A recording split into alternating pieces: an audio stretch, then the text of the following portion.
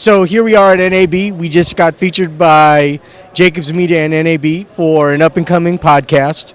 The female that was interviewed, she seemed pretty polished. Oh, yeah. Right, Miss Copeland. Yeah. So shout out to you. What were the takeaways from her?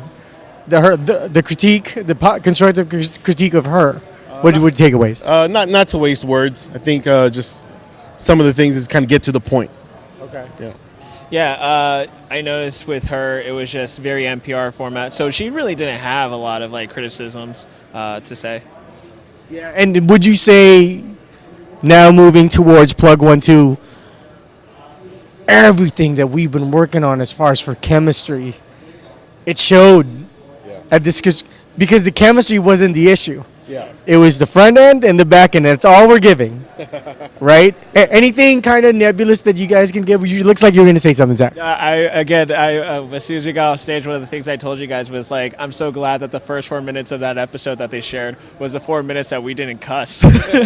So I was just worried. I was going to I was wondering especially since there were some radio heads. There's one podcast person, so he came from the angle that he understood us, but the radio heads, I wasn't sure how they would treat us, but as far as the cussing or the slang would go. How do you feel about that between the Radioheads and the podcasting? Good one, Zach. Yeah, I thought it was really interesting, in the way that people consume now, where the podcast, the guy that specializes in podcasts, he was more like, well, look, people who go to listen to a podcast know that they have information online, so you don't really have to organic or say things that are scripted that introduces everybody. People take care of it. People can take care of them, find that information out for themselves, and they normally do.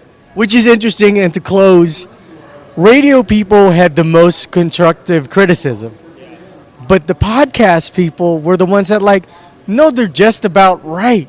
Yeah.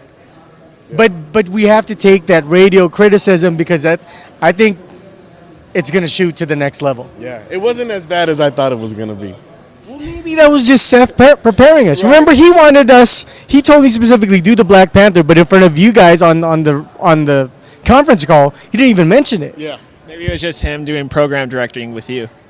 Yeah, because they were we're going to be so critical on you. Right. So, yeah, it's Zach, Jay, and Charles for PlugOneTwo. Thank you so much. Signing off.